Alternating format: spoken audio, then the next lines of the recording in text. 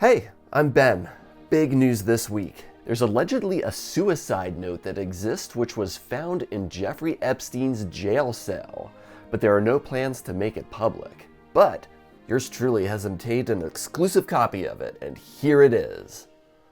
Uh-oh, time for this week's news dump.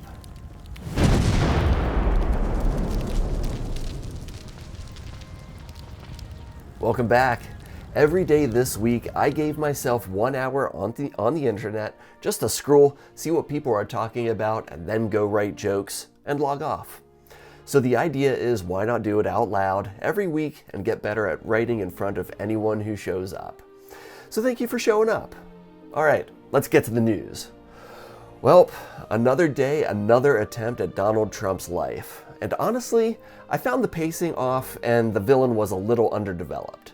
Last Saturday at the White House Correspondents dinner, which, for the uninitiated, is basically the Bravo reunion for people with press credentials, a gunman crashed the security checkpoint carrying a shotgun, a handgun, and multiple knives. One Secret Service agent took a round in the vest. Trump was rushed off stage. Of course, I condemn political violence in all its forms, but in his first statement afterwards, Trump reassured the nation that he is, quote, not a basket case, and used the moment to pivot to his White House ballroom grift. Surviving an assassination attempt and promoting a real estate deal in the same evening? Busy night. But Caroline Leavitt teased the episode hours earlier, telling everyone to tune in because there would be, and I quote, shots fired, which aged worse than a Trump steak in the Mar-a-Lago sun. Methinks someone should check if she had a position on Polymarket. Anyway, nobody bought it. The internet watched the whole thing and collectively sighed and changed the channel. To what, you ask? The Summer House drama. And honestly, it's much better TV. Here's your previously on. Kyle Cook and Amanda Batula, married for 4 years, together 10, announced their separation in January. Normal enough? Except then, Amanda started dating Wes Wilson, Kyle's best friend, who had previously dated Sierra Miller, Amanda's best friend. Not to distract from the broader point, but does anyone else think it's weird that these people are still doing a Hamptons share house in their 40s? Not for me to decide. Anywho, West went on his podcast to clarify that there was, quote, no overlap and everyone was single, which is exactly what someone with a lot of overlap would say.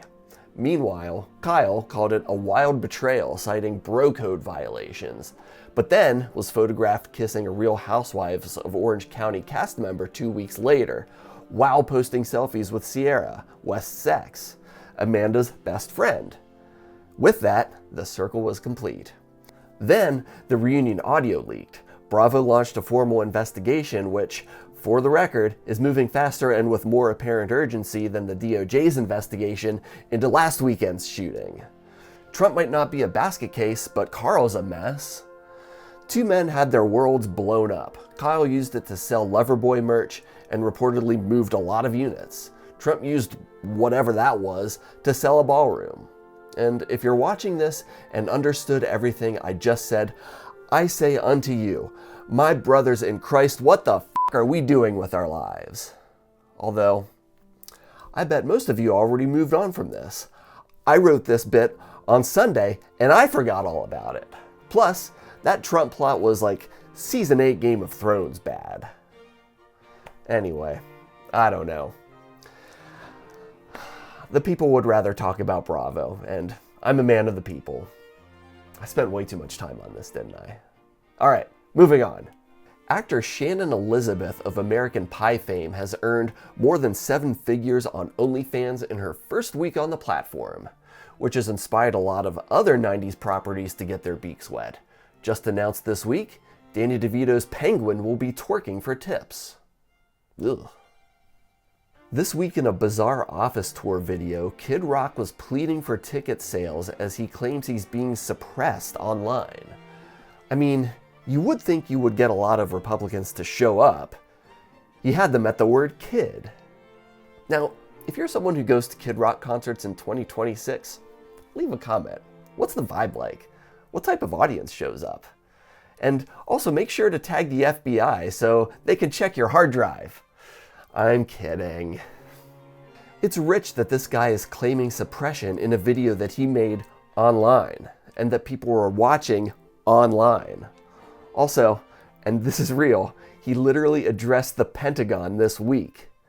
In a statement, a Pentagon spokesperson said Kid Rock participated in multiple troop touches with service members and filmed videos.